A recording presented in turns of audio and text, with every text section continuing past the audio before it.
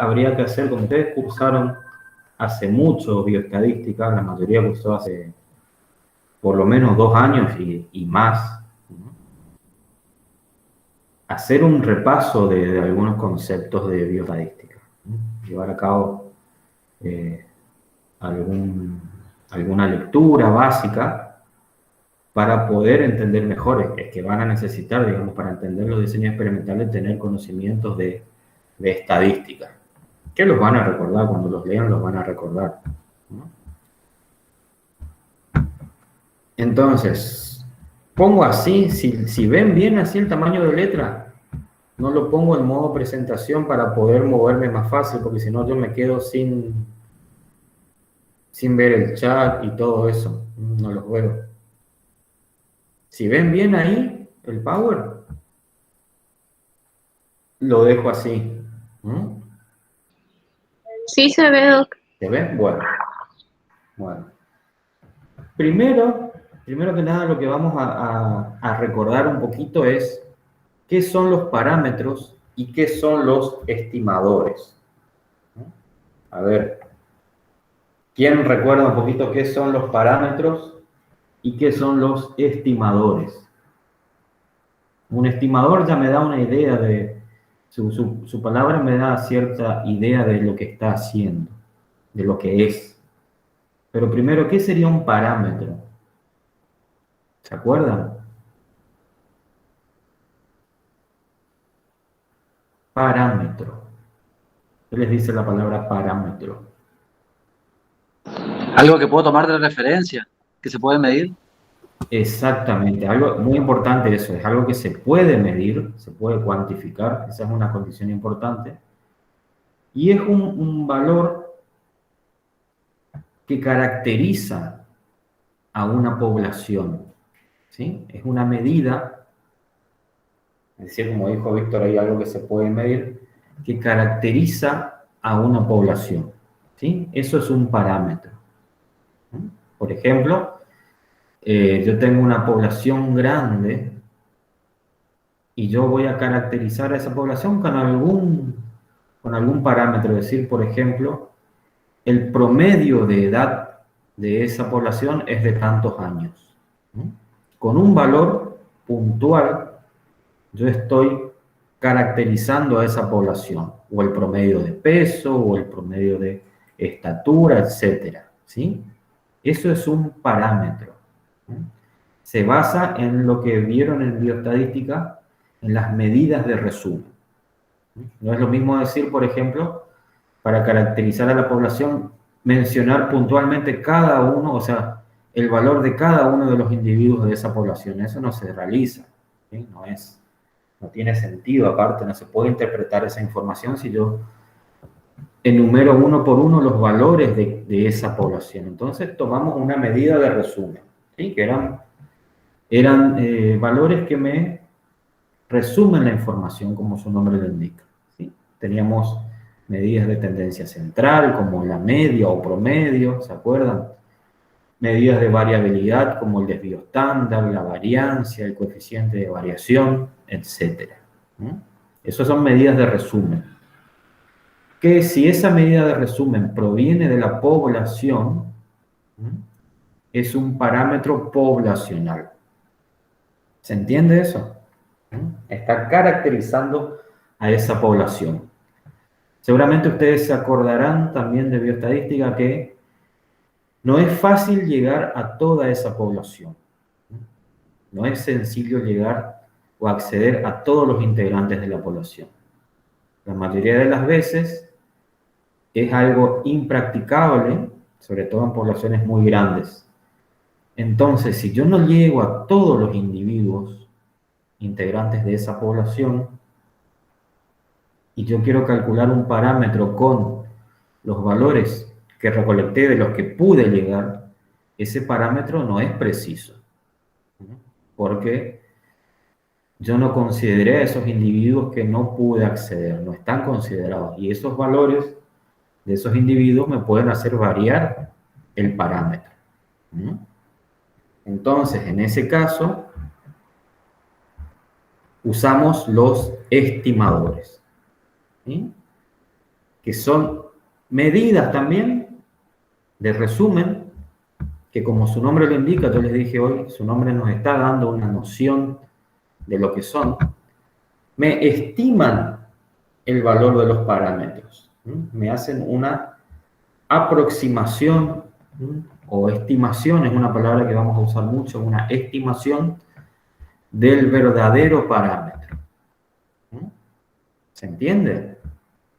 La diferencia entre estimador y parámetro. ¿Se acuerdan que, bueno, como norma, por ejemplo, agarramos a los parámetros, los simbolizamos con una letra griega, por ejemplo, la media o promedio se simboliza con la letra griega mu, y el promedio o media que actúa como estimador con una X y una rayita arriba. Esos estimadores, ¿de dónde los obtengo yo? Si yo no puedo acceder a toda la población, ¿de dónde los voy a obtener?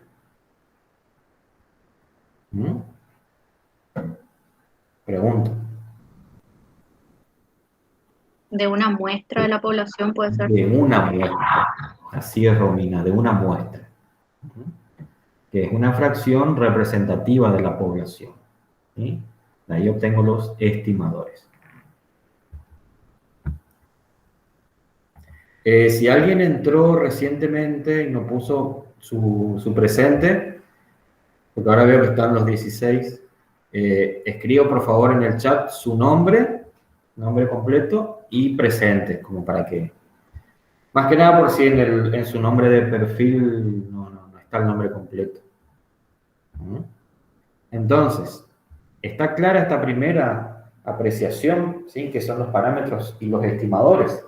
Vamos a ver qué nos dice este texto. Dice, un correcto diseño experimental permite realizar estimaciones confiables de los parámetros de interés y predecir la probabilidad de encontrar diferencias entre tratamientos. Acá nos está haciendo un resumen muy importante.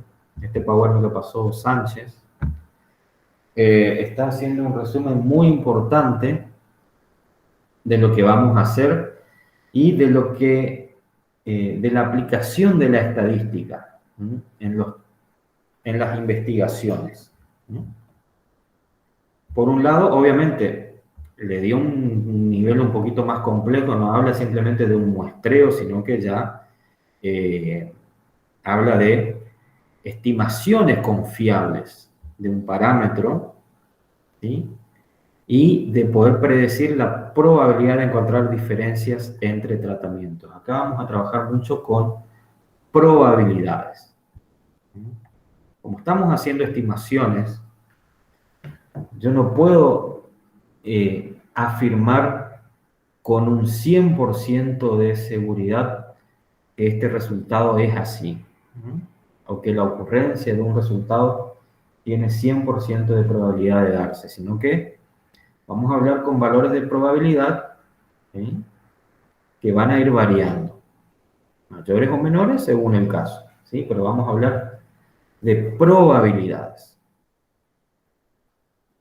que también lo habrán visto, o sea, lo vieron, que lo habrán visto, lo vieron en el cursado de bioestadística. Y acá está, muy importante, las unidades de análisis que forman parte de una muestra, es decir, de esa muestra con la cual nosotros vamos a trabajar, y ahí está la relación con lo que yo les había mencionado recién y que Romina dijo que vamos a obtener a partir de un muestreo, esos estimadores. Esas unidades de análisis, es decir, donde nosotros vamos a analizar la información, las cuales forman parte de la muestra, se deben obtener utilizando un método de muestreo adecuado. ¿Sí? Hay que tener cuidado a la hora de realizar esos muestreos. ¿Cómo hacemos un muestreo? ¿Qué condición debe reinar al momento de realizar un muestreo?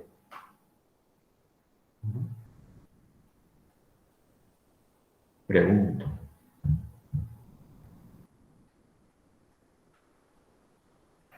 La cantidad de población que tiene. Sí, sí. Sí, hay toda una cuestión con respecto al tamaño de la muestra, pero ¿cuál es la condición que debe reinar al momento de realizar un muestreo? ¿Tenía que ser al azar, profe? Al azar, tiene que ser aleatorio. A ver, y participen, ¿eh? No tengan miedo de hablar. No, no, no. Este, no tengan vergüenza, esto no es una evaluación, sino que es... Porque si no se hace aburrido el que esté hablando yo solo frente a la computadora, por ahí es un poquito aburrido, yo creo que para ambos lados de la pantalla. Así que hablen. A ver, Profe, sí, que la fracción que se tome represente a toda la población, digamos. exactamente, exactamente. Esa es la finalidad del muestreo, de un muestreo realizado adecuadamente, ¿sí? Que esa fracción que se obtiene, esa muestra que se obtiene, sea representativa. Es decir, que debe abarcar a todos los individuos de la población, o sea, todos tienen que estar considerados al momento de hacer el muestreo. Dijimos que es al azar. Hay diferentes técnicas, tampoco vamos a entrar en eso porque no es el objetivo, pero a ver, supongamos que ustedes ingresan a un galpón donde hay 100 lechones. 100 lechones recientemente destetados y deben obtener una muestra de 15 individuos. ¿Cómo realizan ese muestreo? ¿Mm? Están ustedes y un ayudante ahí con una jaula, una jaulita más chica para ir metiendo los lechones o pollos, no sé, o gallinas, lo que les guste más. ¿Qué hacen? ¿Corren a ver a cuál agarran primero?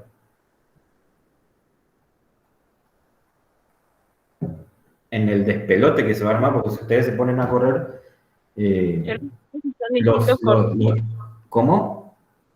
yo lo que haría si son distintos corrales, voy agarrando uno de cada corral o dos Pero hasta llegar al estamos en un solo corral. corral. Ustedes, a ver, yo les pongo, imagínense la situación, les planteo la situación.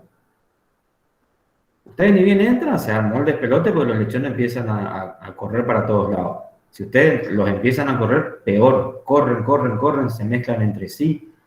Y bueno, el primero que lo cazan, ya sea de la patita, de la oreja, de la cola, ¿eh? Le pasan al ayudante y lo va guardando en la jaula. ¿Les parece un método práctico de muestreo? Sin muchas complicaciones. ¿Mm? ¿Está bien? Porque ¿Está mal? pintando los lomos y después los va separando de eso. ¿Pintando con todos los pintados del mismo color? O... Sí, hay unos fibrones que vienen que vos les Sí. pintas O y pues, sea, separando. claro, en vez de agarrarlo así, lo vas corriendo y al que esté más cerca le pasa un Sí, muchas veces se hace eso. fibrazo ahí. ¿Bien o no? Ujú. Entiendo si tu planteo. A ver, ¿quién más opina? ¿Qué les parece de esa propuesta que les hago yo y la variante que propuso Mari? Marina era, ¿no? Sí, María. Caro dice categoriza. Supongamos que son todos del mismo tamaño, dijimos, porque son de reciente destete, son todos machitos. ¿Mm? Se les puede enumerar también y hacer tipo un sorteo. Ajá. ¿Y eso que yo les dije no está bien? ¿No les gustó? Miren que son 100 lechones que tenemos que enumerar, ¿eh? Profe, se agarra el que puede nomás. Ajá, ahí dice Tania, se agarra que puede. Bien. A ver, atrapar, dice Silvana. Ujú. Después dice Gisela, le da de comer y ahí te aprovechas para traer a los 15. Después dice, se podría hacerlo al azar o podría tomarse uno de cada madre. Sí, bueno, eso ya sería como una variante, eso de tomar de cada madre. Pero, a ver, si yo hago eso de correr a los lechones, ¿sí? Seguramente al que voy a agarrar primero es al más débil, ¿sí? O los 15 primeros que voy a agarrar van a ser los más débiles, ¿sí? Y mi muestreo no es representativo, va a estar sesgado, ¿sí? O lo mismo, darle de comer, como dice Silvana, seguramente los primeros que se van a acercar al comedero van a ser los más dominantes, ¿sí? Que seguramente al tener ya esa conducta van a ser los más grandes porque son los que comen primero. Entonces, son muestreos sesgados. La forma correcta, que creo que Romina dijo, y acá también, como dice Gisela, al azar, es aleatorizar. Cada individuo debe tener alguna identificación, ¿no? Deberían estar identificados por número, etcétera, y hacer un sorteo, ¿sí? Eso es lo ideal. Porque si no estamos incurriendo en un error de muestreo por parte del experimentador. Nosotros sin quererlo, o lo mismo pasaría con pollos, etcétera, o incluso con bovinos, ¿no? Generalmente decimos, bueno, estamos en un corral, hay una manga, y bueno, empujemos a los bovinos y los 10 primeros que entran a la manga los seleccionamos para el experimento. Seguramente los que entran primero son los más mansos, ¿sí? Entonces hay ahí un error de muestreo, ¿sí? No estamos siendo objetivos en el muestreo. ¿Se entiende el planteo? Eso va también porque ustedes van a tener que hacer, a la hora de hacer sus trabajos, van a tener que realizar un muestreo. ¿No? Fíjense, con respecto al diseño experimental propiamente dicho, hay 3 pilares fundamentales que hay que considerar. La aleatorización, que es lo que estuvimos hablando, ahora vamos a repetir de vuelta. Considerar las repeticiones o replicación y el control de la variabilidad, que vamos a ir desarrollando puntualmente. Entonces, esto es lo que hablamos recién. La aleatorización de las unidades experimentales, ya sea al momento de seleccionarlas, como también al momento de destinarles el tratamiento correspondiente, ¿sí? Supongamos que yo quiero probar un determinado, a ver qué escribió acá Gisela, yo podría condicionar el muestreo entonces. Exactamente, Gisela. Está condicionado a alguna característica que tengan las unidades experimentales, ¿sí? O van a entrar los más mansos, o voy a atrapar primero a los más mansos, a los más débiles. Si son pollos, por ejemplo, pollos parrilleros, seguramente voy a atrapar a los más gorditos primero, porque son animales que no son muy, de por sí no son muy ágiles. Entonces, y sobre todo los que están más desarrollados, más gorditos, seguro los voy a atrapar primero. Entonces, estamos condicionando ese muestreo, ¿sí?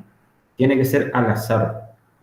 Y salga el que salga, supongamos que hay un lechón bien feo, bien feo, y salió sorteado, y bueno, tiene que ir al experimento, tiene que formar parte de la muestra porque fue seleccionado por azar. Esto es así. Lo mismo, lo que decía acá recién, a la hora de asignar los tratamientos a las unidades experimentales, ¿sí? A decir, bueno, supongamos que quiero probar, estamos trabajando con cerdos, bueno, quiero probar un determinado alimento, ¿sí? Un alimento experimental que yo estoy evaluando o elaborando, etcétera.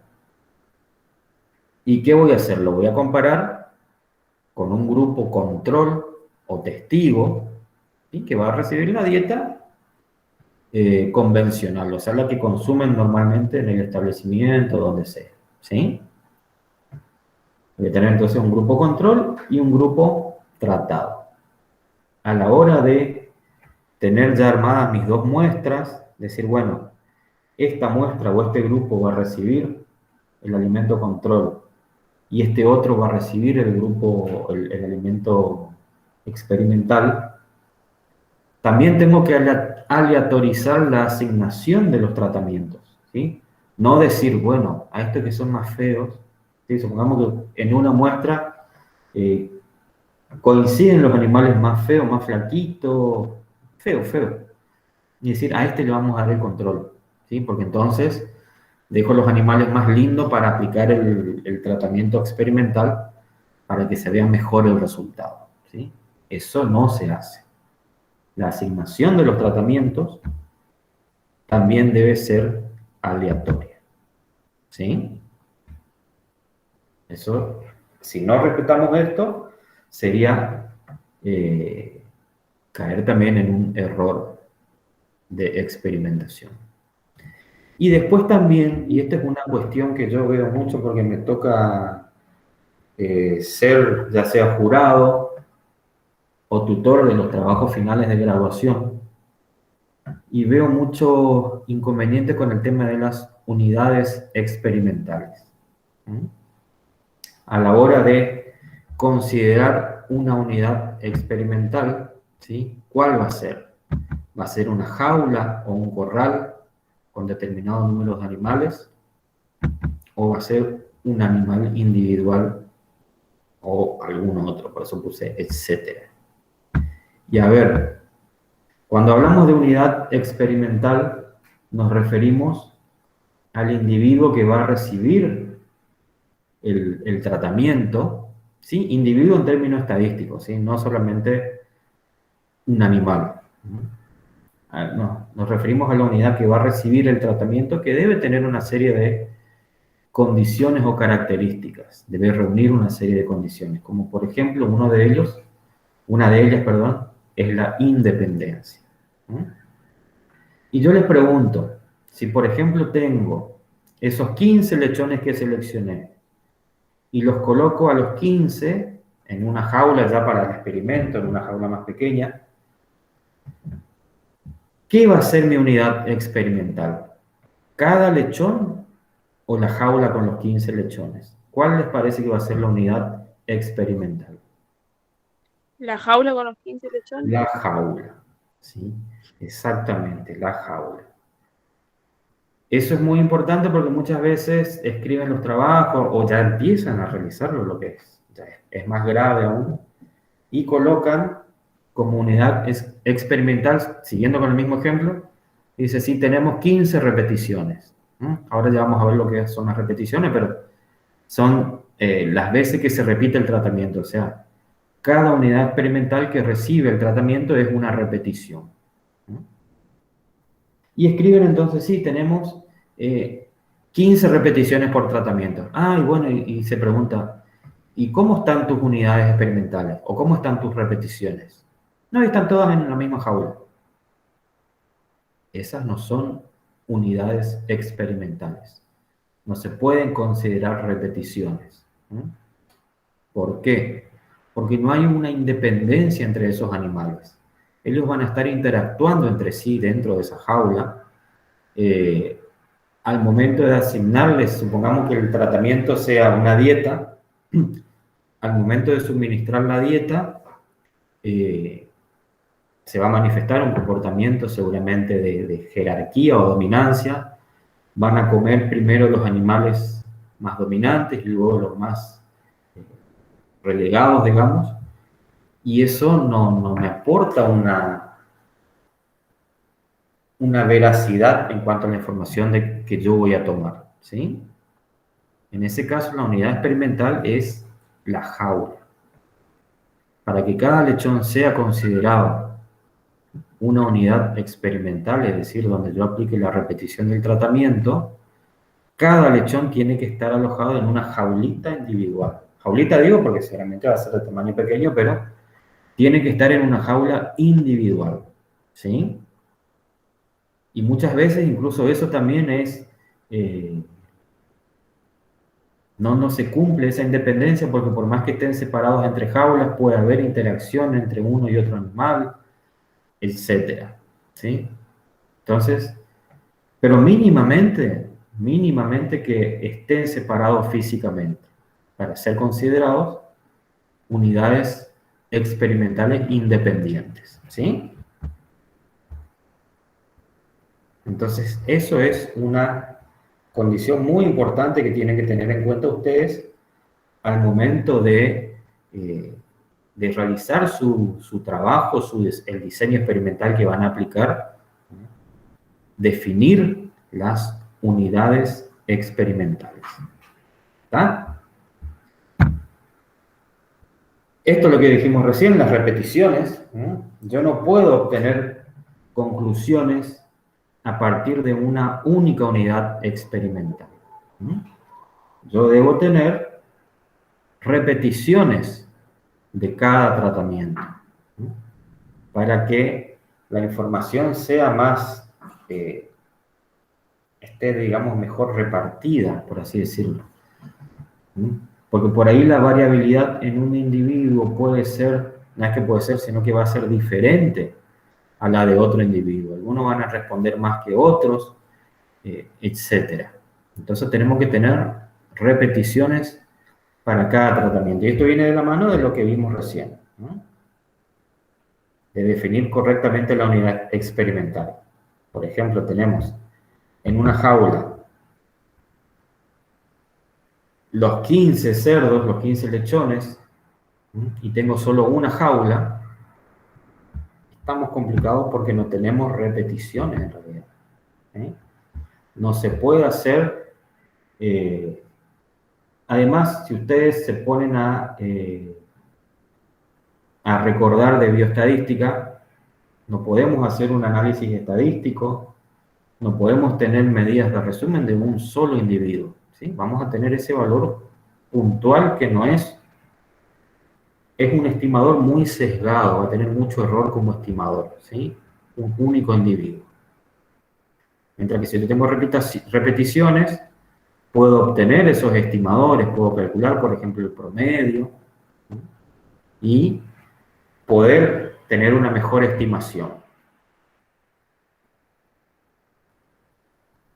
¿Cómo venimos hasta acá?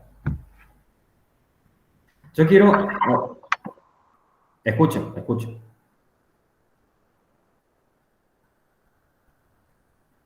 No sé si van a decir... Sí, estaban por decir algo, ¿no? Yo me estoy, digamos, focalizando mucho en estos temas porque los considero que son básicos y muy importantes, imprescindibles, a la hora de, ya sea realizar un trabajo o incluso de leer, a la hora de leer, evaluar esos puntos, analizar, a ver, que ustedes cuando lean el trabajo, observen eso, a ver, digan, bueno, ¿cómo se hizo el muestreo? ¿Cuántas son las unidades experimentales? ¿Cómo están? ¿Están bien definidas esas unidades experimentales? ¿Hay repeticiones? ¿Son repeticiones verdaderamente? Todo eso ustedes deben considerar para ver justamente la fidelidad de esa información que va a tener el trabajo, ¿sí? Muchas veces, ojo, el hecho de que un trabajo esté publicado no significa que esa información sea totalmente veraz y que esté el trabajo realizado de forma correcta. Actualmente hay muchos sitios de divulgación científica que en el afán de publicar, no evalúan adecuadamente los trabajos. Eso se torna en un negocio porque incluso le cobran a los investigadores, les cobran una tarifa para publicar su trabajo, les prometen ciertas cosas.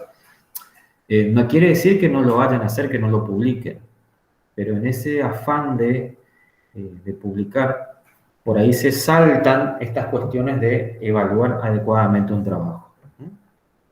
Generalmente, si ustedes quieren publicar un trabajo, supongamos en la revista de veterinaria de la facultad, ese trabajo va a ser de movida que de entrada tiene que cumplir con ciertas condiciones. Lo mismo que su trabajo final de graduación. Ese trabajo va a una serie de evaluadores y luego regresa ya sea rechazado o con las correcciones necesarias. Y esas revistas que yo les digo, por ahí no cumplen a rajatabla esas cuestiones de una adecuada evaluación. A mí me han llegado ya varios correos electrónicos ofreciéndome publicar trabajo, como yo tengo un par de publicaciones hechas, bueno, se ve que te rastrean y te ofrecen para que publiques tus trabajos con ellos. Tiene un nombre que ahora no me acuerdo, tipo algo de predadores, algo así en inglés está, creo que Predator Journals, no recuerdo bien, pero a ver.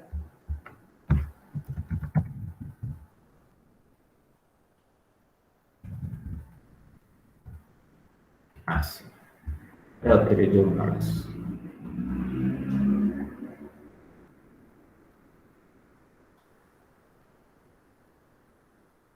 Ahí está. No sé si están leyendo acá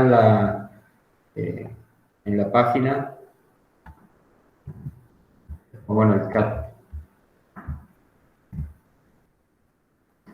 Revistas depredadoras, ¿sí? Son publicaciones académicas con un modelo de negocios explotador, que implica cobrar a los autores cargos por procesamiento de artículos sin comprobar la calidad y la legitimidad. O sea, publican los artículos, los publican, pero después, a la hora de el lector consultar en los mismos, la información que va a obtener de ahí no fue claramente evaluada, ¿sí? Y puede tener errores. Entonces, ojo con eso. A eso me refiero con saber leer estos artículos. Y eso también es la idea de este curso, que ustedes, así como me manifestaron hoy que tenían curiosidad de saber sobre diseño experimental, bueno, también poder tener una lectura más crítica de estos trabajos. Porque también para hacer su trabajo final, van a tener que buscar fuentes bibliográficas, ¿no? Después, otra de las cuestiones importantes cuando hablamos de diseño experimental, ¿alguna duda hasta acá? ¿Alguna pregunta, comentario que quieran realizar? Doc, ¿y si es un trabajo que estás experimentando por primera vez algo? Sí. ¿Cómo ese ente va a saber si lo que yo estoy publicando es verdad o no, si no tiene otra referencia? No, a ver, no es que evalúan si es verdad o no, sino las condiciones del experimento, ¿sí? De cómo obtuviste ese resultado. Porque obviamente todos los descubrimientos, o sea, había un conocimiento, o sea, no había un conocimiento preexistente, ¿sí? Se descubrieron cosas y bueno, eso se evalúa y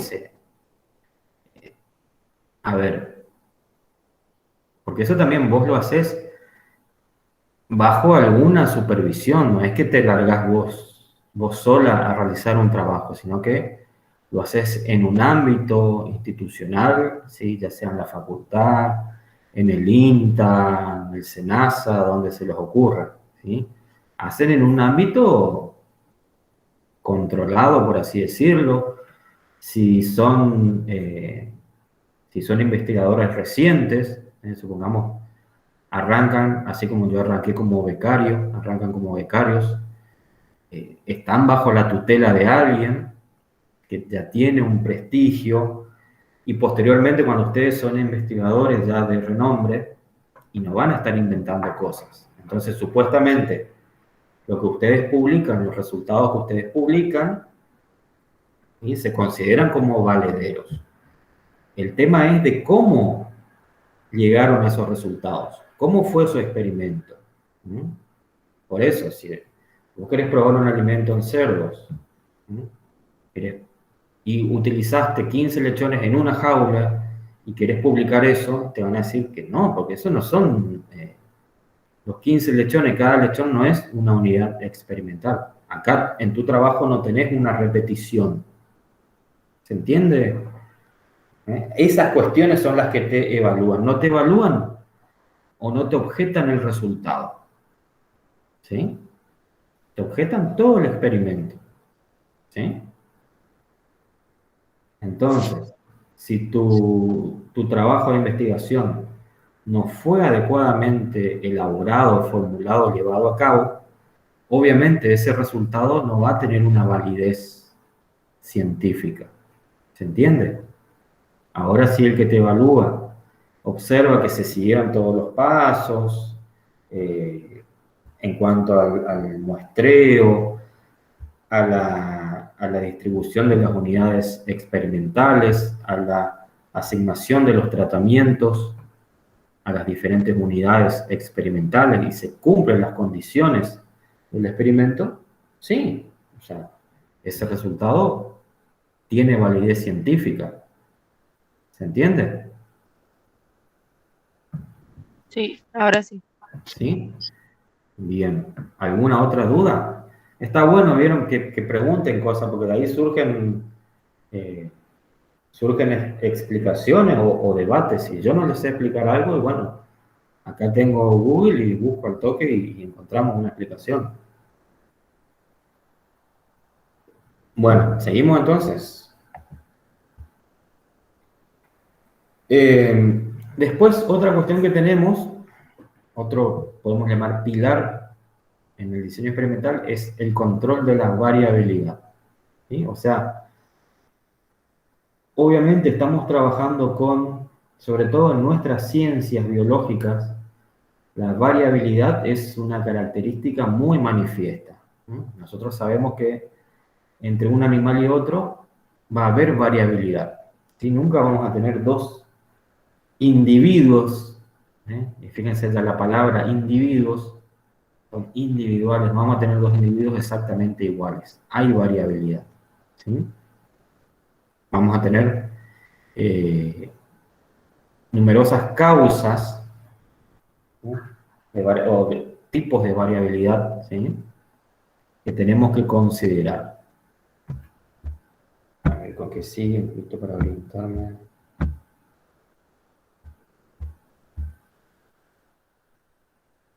Bien. Lo que nosotros hacemos en un trabajo científico es evaluar justamente la variabilidad.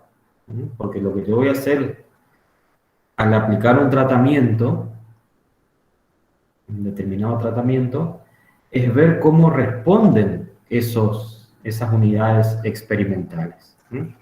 Es decir, cómo van a variar en alguna característica que yo esté evaluando. ¿Sí? Por ejemplo, ganancia de peso.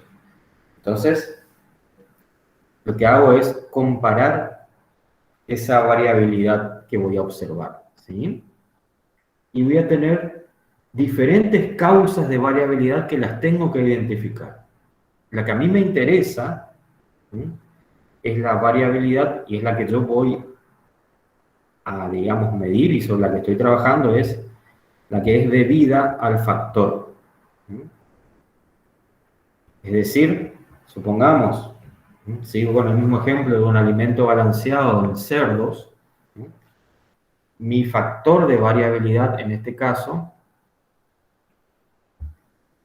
el que va a provocar la variabilidad va a ser el alimento, ¿sí?, el tratamiento. Esa es la variabilidad debida al factor, ¿no? Y se va a dar como variabilidad entre tratamientos, ¿no? Porque yo esperaría, ¿no?, si tengo un grupo control y otro tratado, no obstante el grupo control también recibe un tratamiento, ¿no?, que es el alimento tradicional, no quiere decir que no esté tratado. En ambos casos hay tratamientos. La variabilidad debida al factor yo lo voy a evaluar o lo voy a visibilizar entre los tratamientos, porque yo esperaría que la ganancia de peso sea diferente entre el grupo que recibe la dieta convencional y el grupo que recibe la dieta nueva, la dieta experimental, ¿sí? Por eso se dice variabilidad entre tratamientos. Yo comparo ambos grupos, ambos tratamientos entre sí. Comparo la variabilidad que existe entre ellos. Diferencia en ganancia de peso, producción de leche, etc. ustedes quieran evaluar. Y la otra fuente es debida al error aleatorio. ¿Sí? Cuando hablamos de error, no quiere decir que esto esté hecho, que hicimos algo mal, no.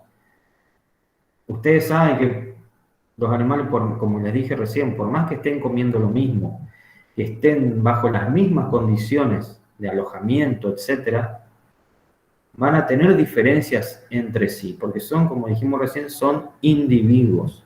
Va a haber una variabilidad entre los individuos. Eso se llama error aleatorio. Es una variabilidad que nosotros podemos, en cierta manera, minimizar, ¿sí? Por ejemplo, cuando utilizamos unidades experimentales de similares características, de similar carga genética, las alojamos en jaulas de similares condiciones de alojamiento, ¿no? Con la misma temperatura. Supongamos que yo tengo en un galpón tengo diferentes jaulas y a un grupo de jaulas a cierta hora del día les da el sol y a otras jaulas no. Ahí hay una variabilidad entre las unidades experimentales que no se debe al tratamiento, ¿sí? Es otra causa de variabilidad. Seguramente esos animales que están en el sol van a estar en otras condiciones de confort, quizás coman menos, etc. Entonces, son todas cuestiones que hay que considerar. Esa variabilidad debida al error aleatorio se la conoce o se la considera como variabilidad intratratamiento, ¿sí? Porque yo la voy a observar dentro del grupo a la variabilidad. Como les dije recién, por más que estén comiendo todos lo mismo, ¿no? Van a haber variabilidades debido a estas causas aleatorias. ¿Se entiende?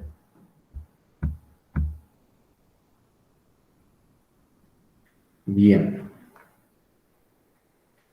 A su vez, la variabilidad debida al tratamiento es controlada por el experimentador. Nosotros tenemos control para minimizar variabilidades o errores en este tipo de variabilidad. Tenemos lo que hablamos recién de una correcta aleatorización para justamente evitar estos sesgos. Lo que decíamos recién. O recién no, sino hace un momento. Realizar el sorteo correctamente, o sea, de forma aleatoria, ya sea con papelitos, con números al azar, con una aplicación que me genere números al azar, que seguramente habrán visto cuando rindieron exámenes virtuales que sortean las bolillas, etcétera, ¿sí? Pero aleatorizada de alguna manera. Y algo que se habla mucho también, por ahí nosotros todavía no tanto, pero porque no tenemos los recursos adecuados, es el cegamiento. El cegamiento consiste en, por ejemplo, que el que está, ya sea asignando, ¿vieron cuando hablamos acá de asignar los tratamientos? Es decir, el que está sorteando a qué grupo o a qué animal se le va a asignar el determinado tratamiento, no sepa cuáles son los tratamientos, que simplemente cada tratamiento esté determinado por una letra o por un número, pero que no tenga nada que ver con las características del tratamiento. Supongamos a un tratamiento le ponemos el nombre L, por así decirlo, y al otro le ponemos el nombre M. No tiene ninguna lógica. ¿Por qué se habla de esto de cegamiento? Por lo que yo les decía recién, de que si no por ahí se incurre en ese error de elegir los animales más lindos, decía, este que es más lindo le vamos a poner la dieta experimental, no vamos a malgastar este animal dándole la dieta control que yo ya sé el rendimiento. o conozco el rendimiento. ¿Sí? A eso se refiere cegamiento. O lo mismo también con la persona que va después, durante el desarrollo del experimento, a suministrar los tratamientos, la que se va a encargar de suministrar el tratamiento. Lo ideal es que tampoco conozca cuál es cada uno de los tratamientos, ¿no? Porque seguramente le va a dedicar más cuidado a aquel animal o a aquella unidad experimental que recibe el tratamiento experimental. Y al control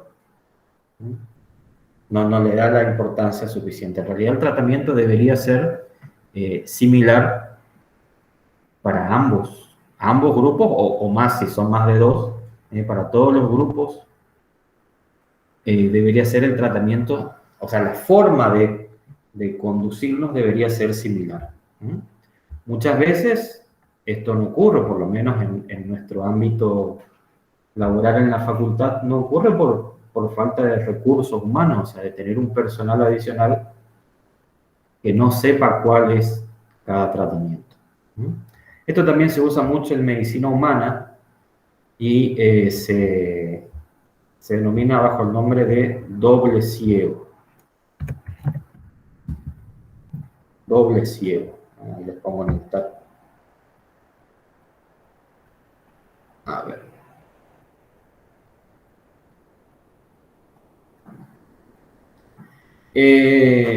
Ahí veo tu pregunta, Gisela. Y yo digo que 3 unidades experimentales por tratamiento, 3 repeticiones por lo menos, ¿sí? Para que sea algo mínimamente representativo, ¿no?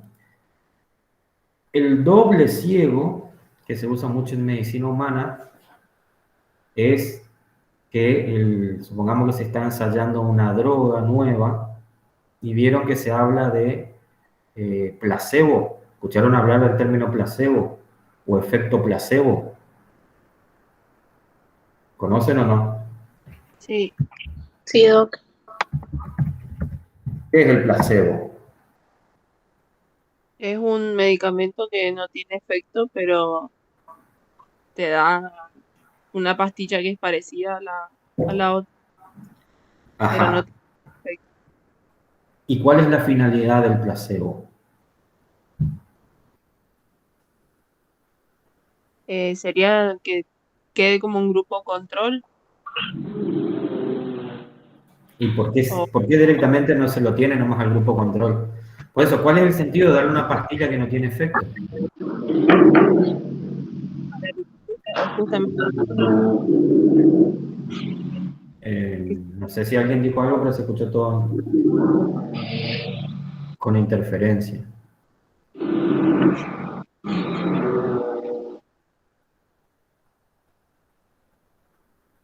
A ver.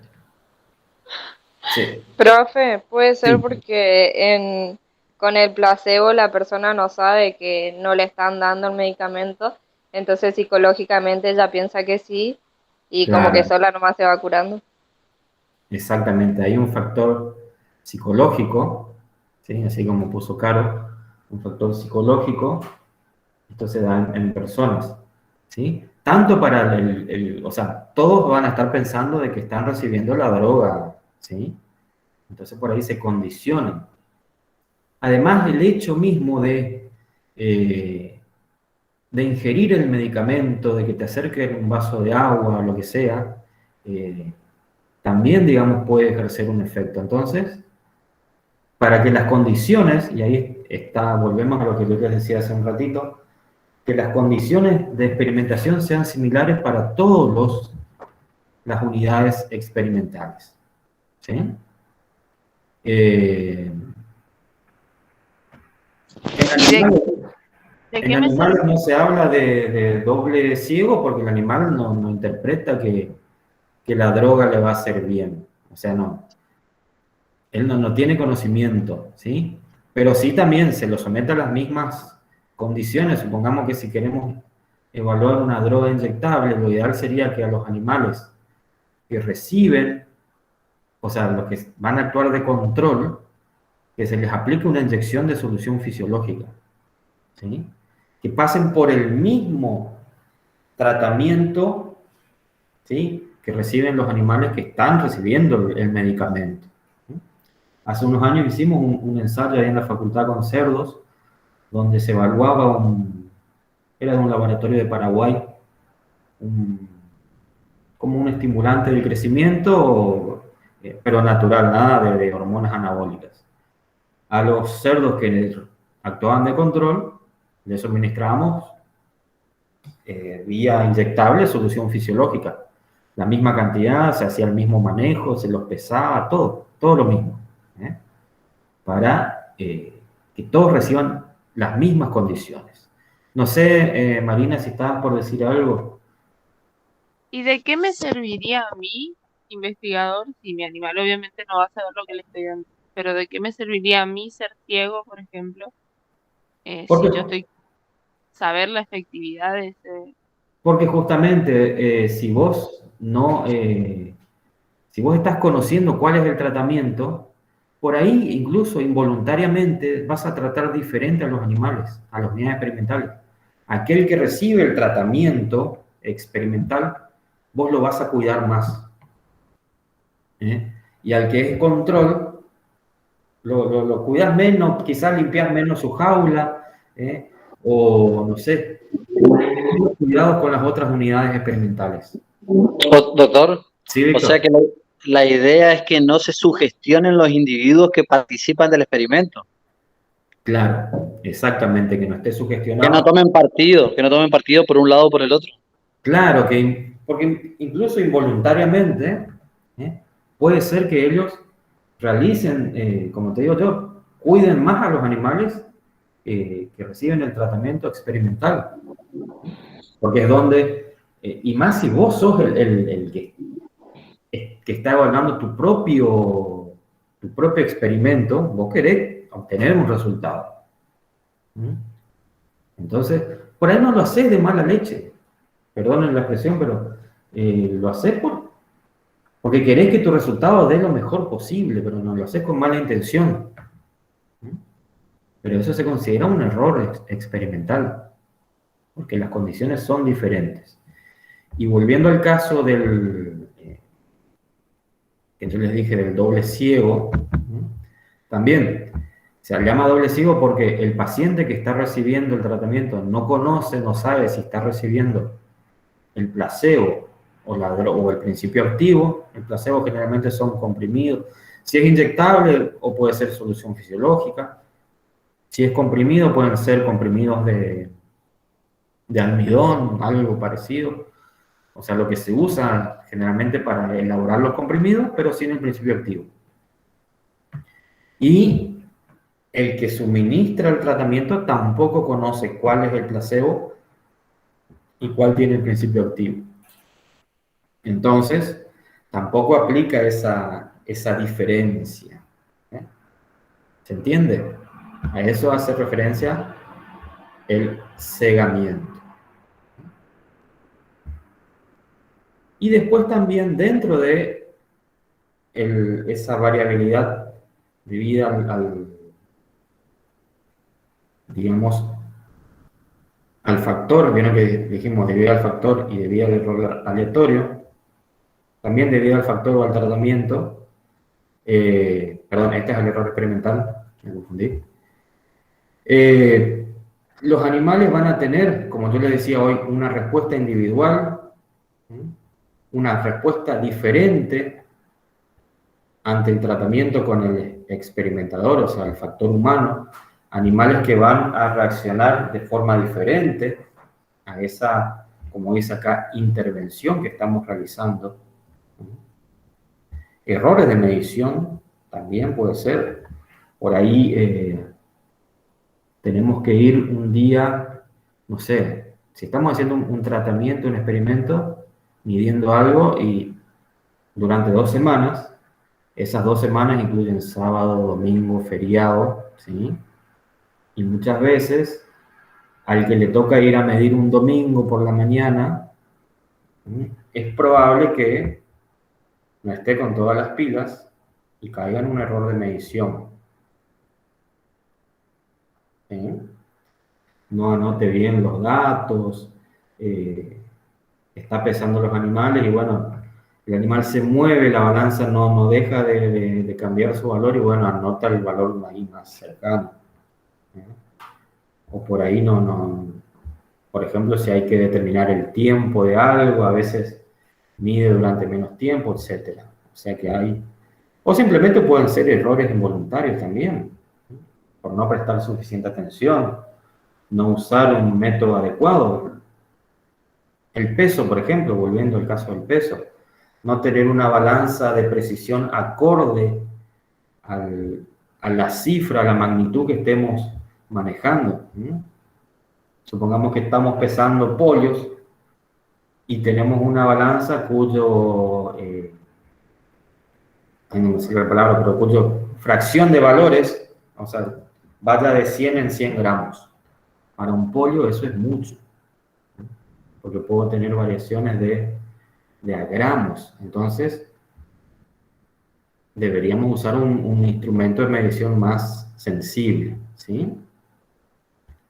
Otras variables también que pueden atribuirse al error experimental y que a veces podemos controlar, otras veces no, sería el ambiente, de acuerdo a las condiciones. Si estamos en un galpón aislado, con condiciones ambientales controladas, como ser la luz, la temperatura, la humedad, estos errores se minimizan, ¿no? Pero ahora si estamos al aire libre, como yo les decía hoy, en un galpón donde parte de las jaulas reciban la luz solar directa, otras no, y eso también incurre en errores, ¿no?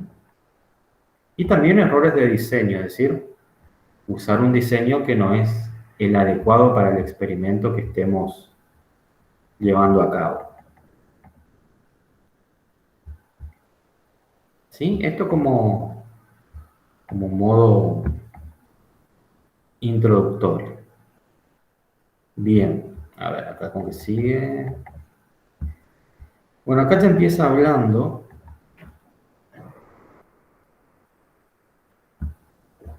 A ver, ¿me dan 2 minutitos? Me voy al baño y seguimos. Si quieren aprovechar también para ir al baño. 2 minutitos y seguimos, ¿sí? Ahí dejo todo abierto.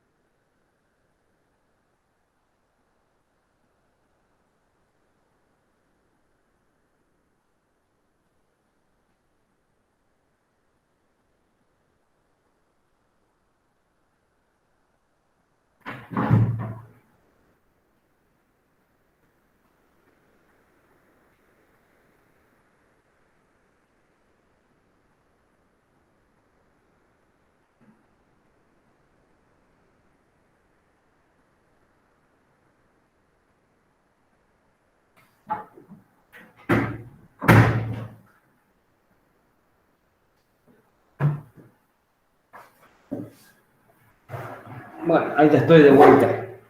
¿Están? ¿Se fueron? ¿Siguen ahí?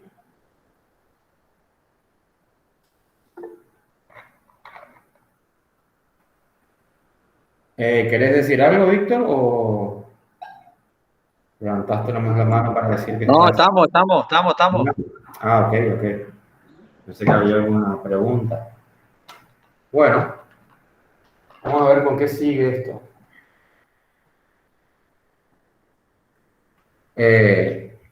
Cuando digo con qué sigue, no es que esto sea algo improvisado, sino que generalmente este Power es nomás como una guía y vieron que vamos hablando de diferentes cosas. No es que esto marca un orden estricto, es una orientación. Acá fíjense un poquito. Si se desea evaluar el efecto de los tratamientos sobre variables como por ejemplo peso, producción de leche, lana, etcétera, que son variables cuantitativas continuas, ¿sí? Debe realizarse un análisis de la varianza. Supongo que les resulta conocido el término análisis de la varianza, ¿sí?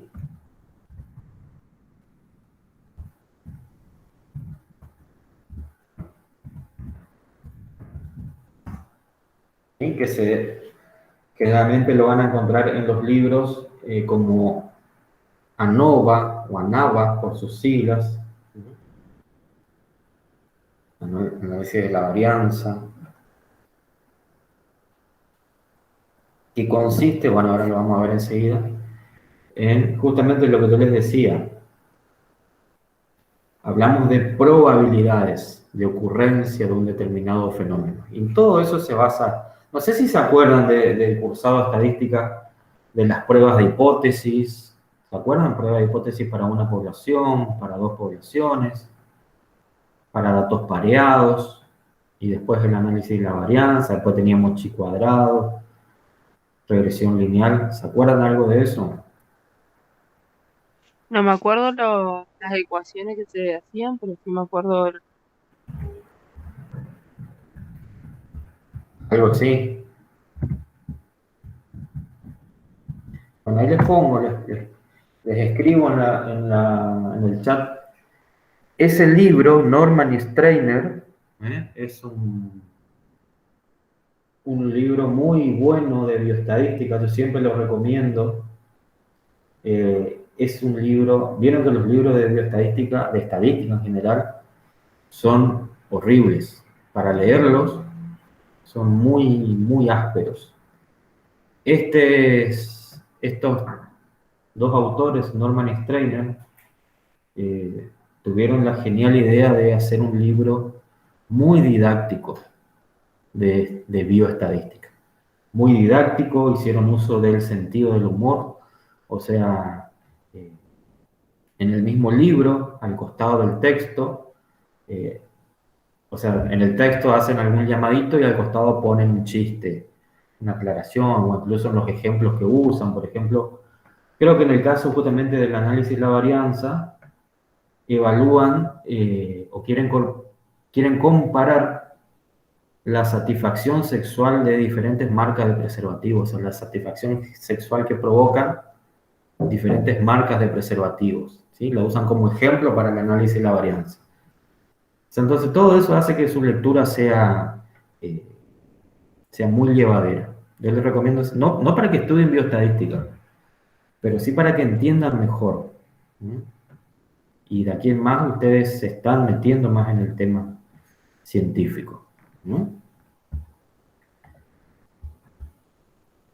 Es el que tiene el hombrecito este que dibujó Da Vinci, ¿sí?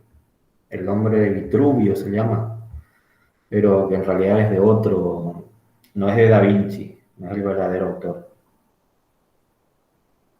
El que aparece con las piernas y las manos ahí separadas, que mide las proporciones del cuerpo humano. Y bueno, y acá fíjense lo que nos dice en el siguiente párrafo. Dice, el uso de esta técnica, del análisis de la varianza, permitirá determinar si las diferencias encontradas entre los promedios estimados en el estudio pueden atribuirse al efecto de los tratamientos o simplemente ocurrieron por azar.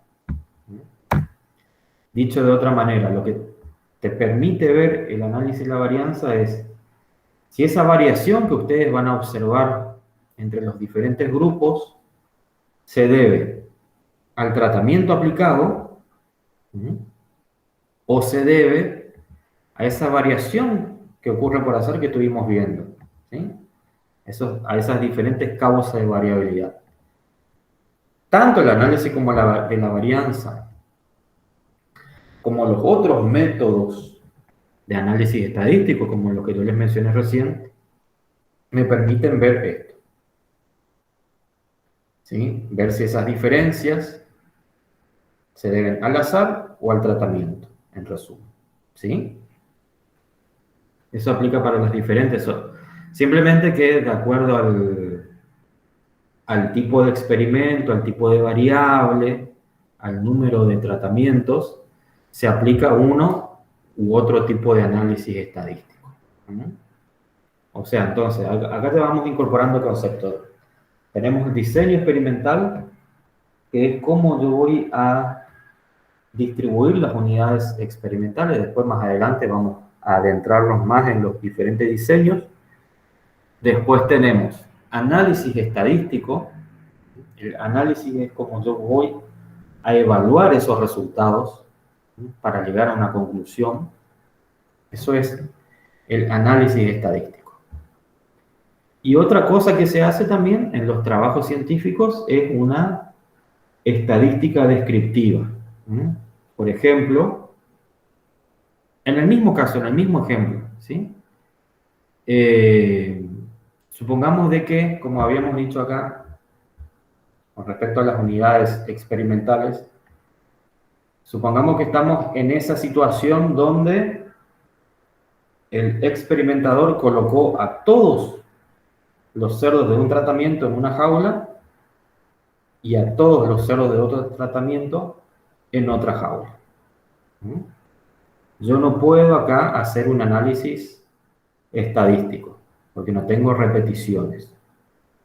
A lo sumo, lo que puedo hacer en esa situación es una estadística descriptiva, es decir, calculo un promedio, puedo calcular un desvío estándar, previamente una varianza, ¿sí? Pero no puedo hacer un análisis estadístico, ¿sí?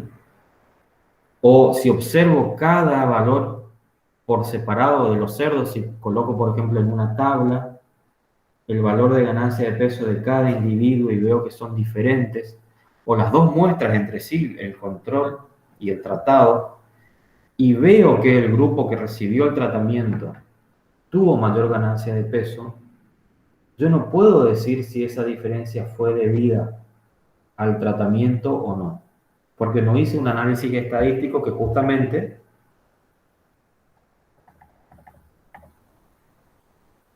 es el que me permite ver si esas diferencias se deben al tratamiento o al azar. Si yo no pude hacer porque no tengo las repeticiones necesarias, no pude hacer un análisis estadístico, llámese prueba de hipótesis o ANOVA, no puedo diferenciar o no puedo discriminar a qué se deben estas diferencias. ¿Entiende? No puedo decir. Muchas veces se van a encontrar con eso que se menciona que las diferencias observadas son estadísticamente significativas. Y cuando nos ponemos a observar, no hay repeticiones. O no se hizo un análisis estadístico. Entonces, ¿cómo sabemos si esas diferencias observadas son estadísticamente significativas? A simple vista, observando los grupos, por más que yo vea que los valores son diferentes, no puedo decir eso. Eso quiero que les quede claro. No sé si se entiende el concepto, la idea. Yo puedo decir, se observan diferencias, ¿no? Pero no puedo aseverar que esas diferencias son estadísticamente significativas. ¿Y qué quiere decir que son estadísticamente significativas? A que hubo algún factor, ¿no?, que produjo esa diferencia, por fuera de esa variabilidad normal. Hubo algún factor que esté actuando ahí. Si yo tengo todas las características del experimento bajo mi control, ¿cuál es ese factor de variabilidad? El tratamiento. ¿Se entiende?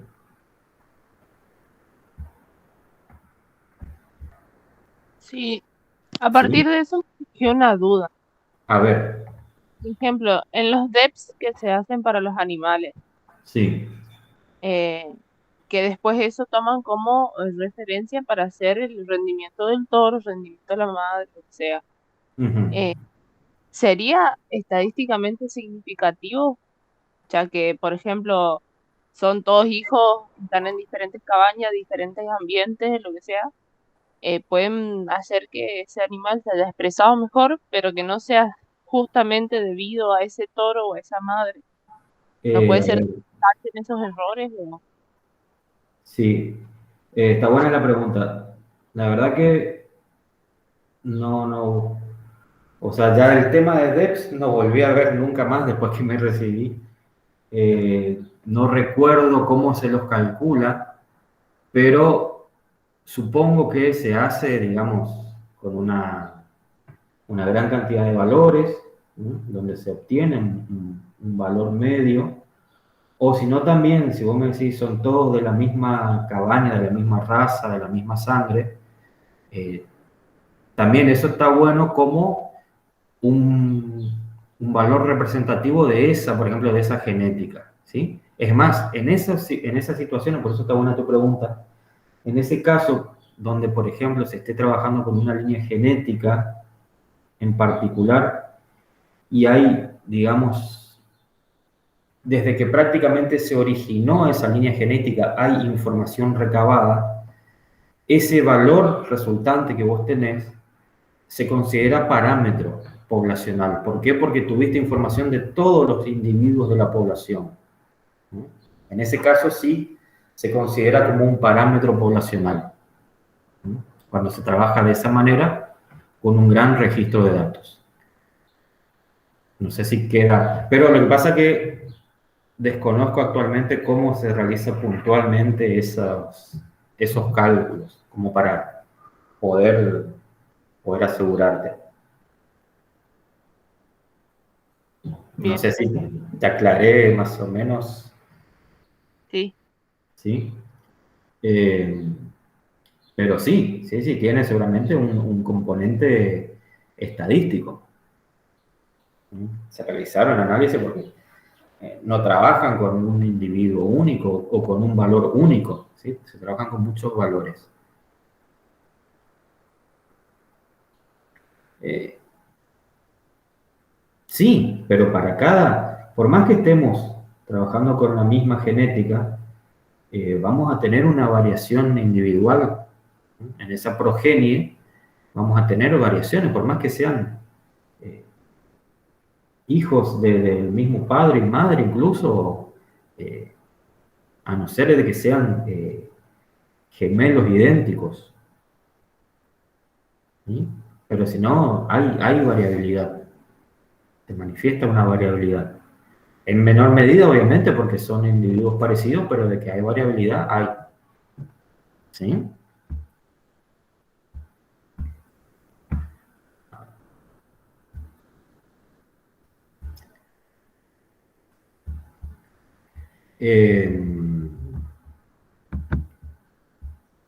No quiero atormentarlos tanto tampoco.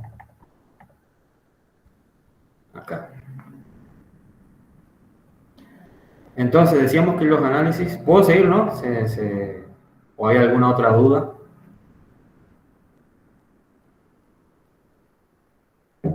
Sigo. Seguimos una media horita más, entonces ahí no nos excedemos de las 2 horas y avanzamos un poco más. Decíamos entonces que los análisis estadísticos me permiten ver si esas diferencias observadas se deben al tratamiento o se deben al azar. Cuando se deben al tratamiento, decimos que las diferencias observadas son estadísticamente significativas. ¿Se acuerdan de la campana de Gauss?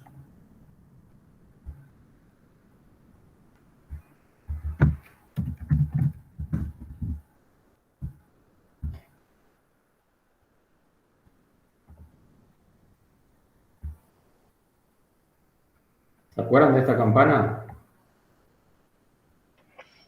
No. ¿Sí?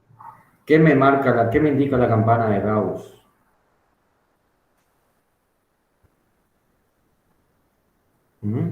Hablando en estadística. El valor promedio de algún parámetro de la población y los individuos que están por arriba de ese promedio y los que están por abajo. ¿Y por qué toma la forma de campana? Sí, bien, acá voy a tener el promedio en el centro. Perdón.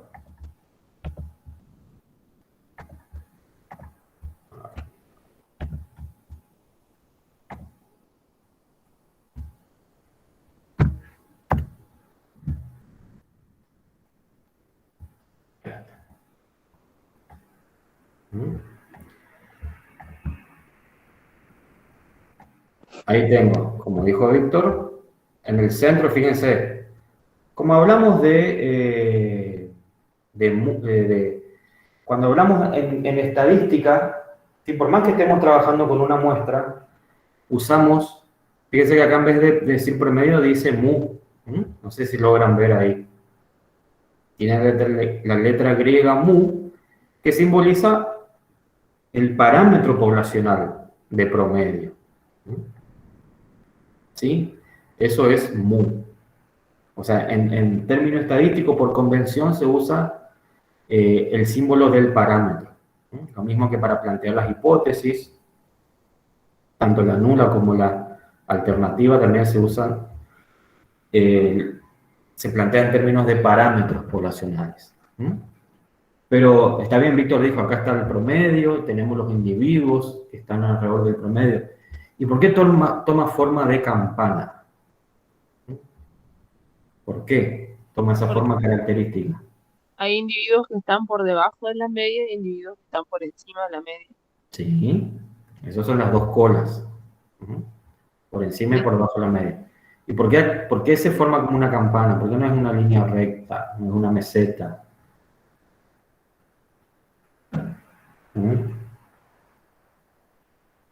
¿Por qué se forma esta colita? Se va achatando la campana. Por los valores que se alejan de la media, son los valores extremos. ¿Y qué pasa con esos valores extremos? ¿Qué pasa con su probabilidad de aparecer? Disminuyen. Exactamente, disminuyen. A medida que un valor se aleja de la media, tiene menos probabilidad de encontrarse. ¿Sí? Fíjense que ya prácticamente acá, ¿y qué es esto que dice acá? 1 y un simbolito medio raro, 2, menos 1, menos 2, menos 3. ¿Qué es ese simbolito que está acá? ¿No era el debido estándar ese? El desvío estándar. Bien. Es la letra griega sigma que simboliza el desvío estándar. ¿Y qué me está expresando? ¿Se acuerdan de Z, valor tipificado?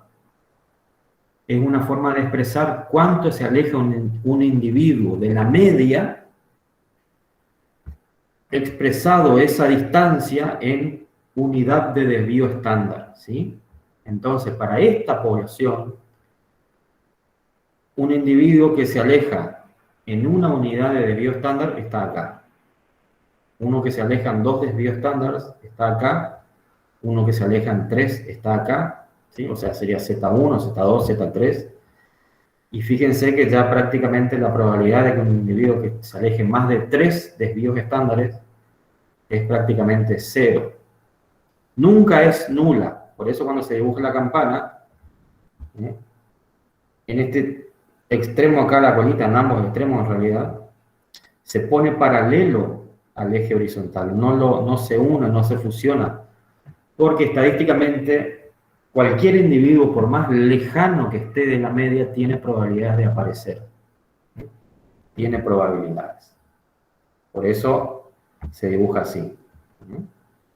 Pero ya prácticamente por encima de los 3 desvíos estándares, es muy poca o muy baja la probabilidad de que aparezca. Por eso también cuando ustedes trabajan con la tabla de Z, van a ver que la mayoría llega solamente hasta un valor de Z de 4. Más de eso no, porque no quiere decir que la tabla termine ahí.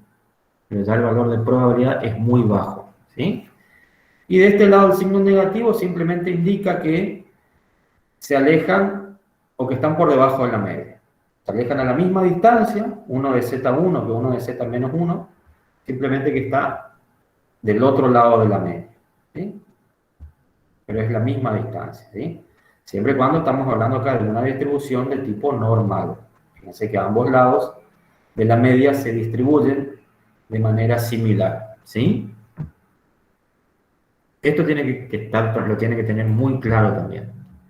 Y que cuanto más se aleja de la media un individuo, ¿sí?, es menor la probabilidad de que aparezca. O dicho de otra forma, es muy baja la probabilidad de que se dé por azar, ¿sí? Y eso es muy importante que ustedes sepan porque a la hora de interpretar los resultados, tanto en un análisis de la varianza, como en las otras pruebas estadísticas, como en una prueba de hipótesis, lo correcto es expresarse en términos de probabilidad. Cuando ustedes, por ejemplo, hacen el cálculo con algún software, se acordarán solamente, quizás, no sé si siguieron usando el Infostat, ese programa les indica justamente un valor que tiene una letra, dice P, o valor P, o P valor, ¿sí? Y toma un valor entre 0 y 1, ¿sí? Porque estamos hablando en términos de probabilidad. Cuanto más lejos estamos de la media, ese valor de probabilidad es más bajo. Y cuando ustedes hacen una... ¿cómo es? Un análisis estadístico, una prueba estadística, generalmente fijamos un valor de alfa, que también eso lo vamos a ver, un valor de alfa o de rechazo de la hipótesis nula, que no es más que nada el valor de probabilidad. Generalmente el más usual es el valor de alfa de 0,05, es decir, trasladado eso a términos de probabilidad a un 5%. Y cuando ustedes, por ejemplo, ya sea hacen a mano el ejercicio y lo ubican en la campana de Gauss, en este caso es para una prueba de hipótesis, para el ANOVA es diferente el gráfico, después lo vamos a ver más adelante por qué. No sé si se acuerdan que marcábamos en la colita acá como la zona de rechazo, que ubicábamos el valor de T o de Z, en realidad T es una distribución como corregida de Z.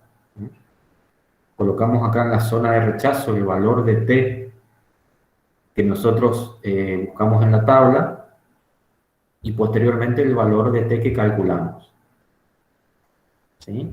Que puede ser menor, o es decir, caer en esta zona, o ser mayor que el T de tabla y caer por acá.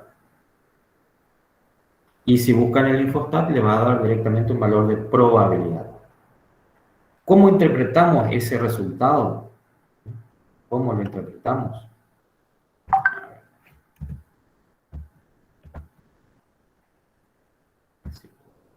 Aguanta un poquito.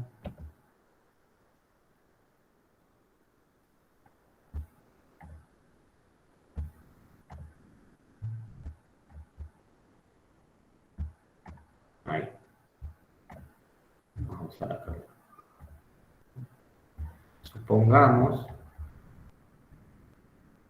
¿sí?, que yo marco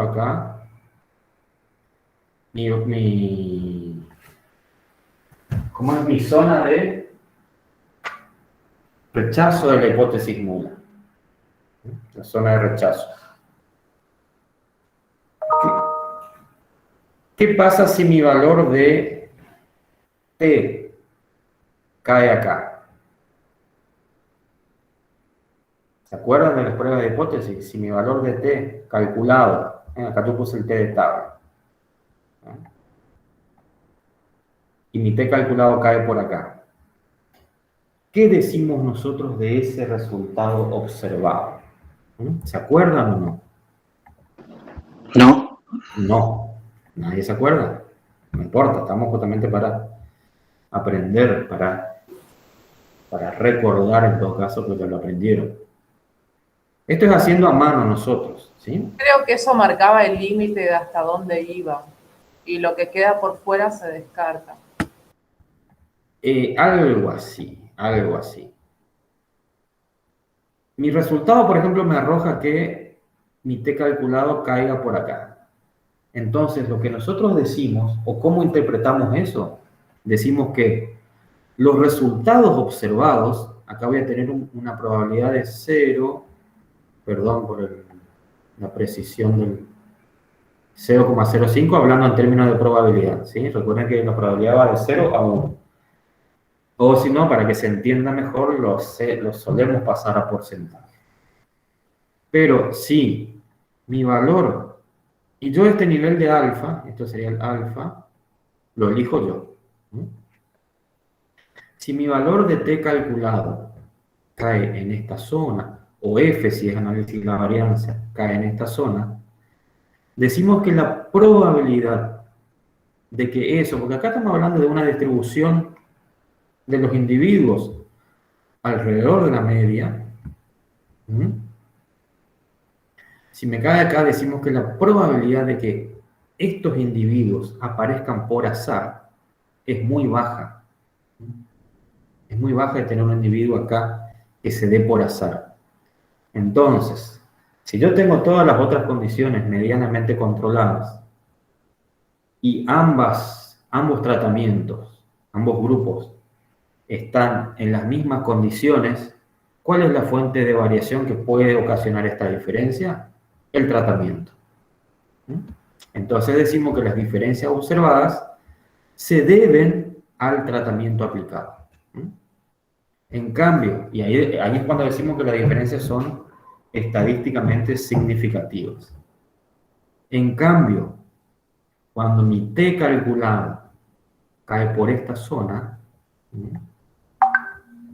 cae por acá, decimos que estos individuos tienen una alta probabilidad de darse por azar. Su probabilidad es mayor a mi nivel de alfa, que yo lo fijé arbitrariamente, es mayor a 0,05 o 5%.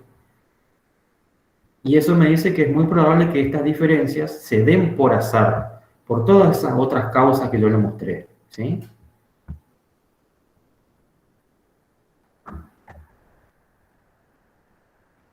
¿Sí? Por esta variabilidad intratratamiento. ¿Sí?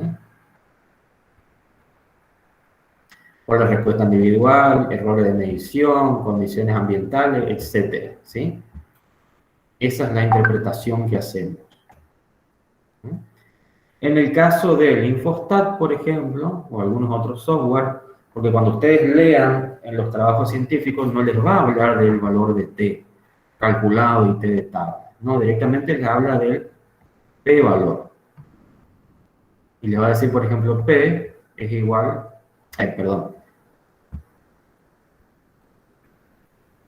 le va a decir P es mayor a 0,05, ¿sí? O si no, también P es menor a 0,05. ¿Sí?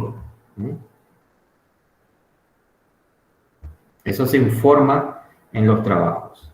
En el Infostat directamente le va a decir P igual, no sé, 0,03. Acá yo sé que en este punto está el valor de 0,05, o sea que 0,03, ¿dónde cae? También por acá. ¿Sí? Nos hace más fácil el programa, directamente nos da el valor de probabilidad. Cuando está por debajo de nuestro nivel de alfa, ¿sí? Decimos que las probabilidades son muy bajas para que se dé por azar, y cuando mi p-valor es, por ejemplo, 0,28, va a caer por acá. Entonces ahí decimos lo mismo, el mismo razonamiento, decimos las probabilidades son muy altas, ¿sí? O son suficientes como para que eso se considere que es por azar, ¿sí? Y cuando ustedes lean la información de un trabajo científico, cuando les diga el p-valor es mayor a 0,05, quiere decir que cayó por acá, ¿sí?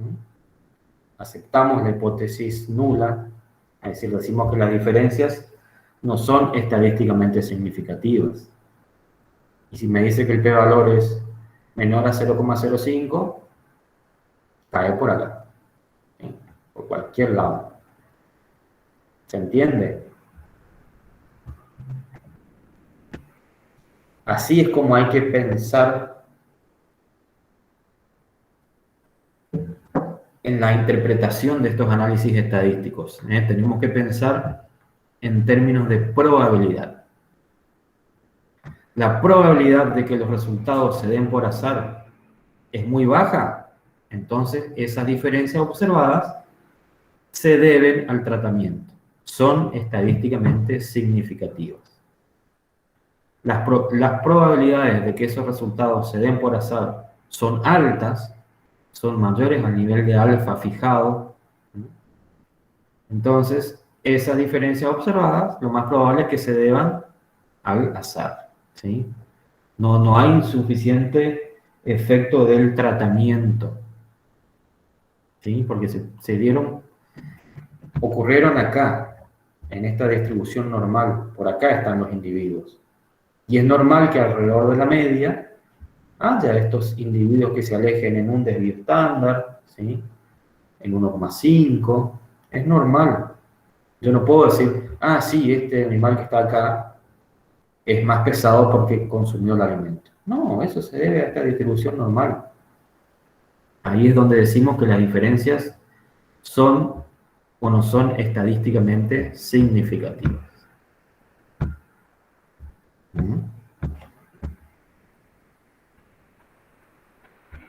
Y para ir finalizando, ya como para darle que bien esto sigue, fíjense que acá recién arranco con prueba de hipótesis. Ya que hablamos de pruebas de hipótesis, fíjense, una hipótesis, ¿cómo la define? Como una afirmación, ¿sí? Siempre las hipótesis son afirmaciones o suposiciones previas. Entonces yo estoy diciendo, tal cosa ocurre, ¿sí? Si yo aplico tal tratamiento o tal tratamiento ocasiona o provoca o produce una mayor ganancia de peso, ¿sí? Así se escribe una hipótesis. A veces se puede hacer como, por ahí no tan drástico, no tan jugados, por así decirlo, sino que abrimos un poquito el paraguas y decimos, el uso de tal medicamento podría producir tal cosa. Es como que estamos ahí entre afirmando y suponiendo, pero siempre haciendo esa suposición sobre algo. Es como una afirmación de algo que va a ocurrir por efecto de un determinado tratamiento. ¿Sí? Y para finalizar, en términos de estadística, cuando escribimos un trabajo, hacemos la hipótesis de trabajo, que es justamente la redacción de esta afirmación. Se escribe un párrafo donde se detalla lo que nosotros estamos afirmando, pero en términos de la prueba estadística, tenemos que escribir las hipótesis estadísticas, que son la hipótesis nula, donde establece una igualdad Es decir, entre ambos tratamientos, si son dos o entre todos los tratamientos, decimos que hay una igualdad estadística. Ojo, eso no quiere decir que los resultados sean o los valores sean iguales en todos, ¿sí? Simplemente, desde el punto de vista estadístico se plantea una igualdad, ¿sí? Que no van a haber diferencias estadísticamente significativas, ¿sí? Esa es la hipótesis nula. Y se establece una igualdad, se plantea lo conocido o lo que se sabe hasta el momento. Bien. Y en la alternativa, lo contrario, ¿sí? Se puede simbolizar como ustedes quieran, siempre y cuando esté bien identificado, pero generalmente lo más usual es la nula con H sub 0, la alternativa con H sub 1. Y describe generalmente la gama de posibilidades de que puedan darse cuando la hipótesis nula es falsa, ¿sí? Esto está más referido al análisis de la variancia, que trabaja con más de 2 tratamientos, ¿sí? Si tenemos 2 tratamientos, 1 o 2, porque a veces también podemos trabajar con un tratamiento, lo más conveniente, por cuestión de practicidad, es usar las pruebas de hipótesis, ¿sí? Y cuando tenemos más de 2 tratamientos, o sea, 3 o más, incluido el control, usamos análisis de la varianza, ¿sí? Y yo creo que hasta acá, como para dar un cierre abierto, porque un final abierto, perdón, un final abierto, ¿sí? Porque esto sigue, pero como para hacer un punto suspensivo para seguir en la próxima, ¿no? Así que, bueno, no sé si hay alguna pregunta que quieran hacer, comentar. Tampoco la idea era justamente no excedernos de las 2 horas. Así que escucho inquietudes, propuestas. Doctor, ¿va a dejar el Power en algún lugar o va a mandar? Sí, o si quieren les subo la clase, como Por prefieran. favor. ¿Mm? Les puedo, por eso estoy justamente grabando la clase, por si ustedes quieren, el Power, todavía no, porque quizás yo le vaya haciendo algunas modificaciones, agregando a lo que sigue, porque es un Power largo, ¿no? Bastante larguito. Sí, Seguramente... pero la clase nos va a ayudar muchísimo. Sí, no hay ningún problema. Perfecto, gracias. Sí, Eliana, este lunes sí, porque, a ver, pero podemos hacer, este lunes podemos arrancar antes, si todos quieren y pueden, podemos arrancar a las 13 horas, este lunes. ¿Mm? Por ahí por la consulta de...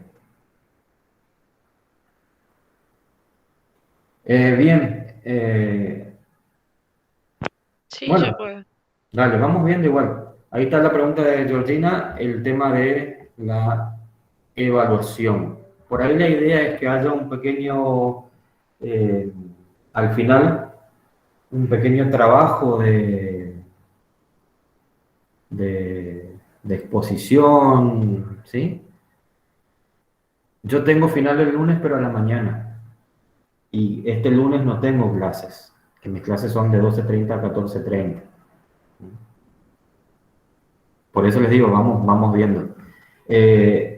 Igual, el tema de la evaluación, eso me estaba sugiriendo el doctor Sánchez, de bioestadística, pero hacer algo así con algún trabajito final, donde o tengan que quizás escribir algún texto o algo así, ¿sí?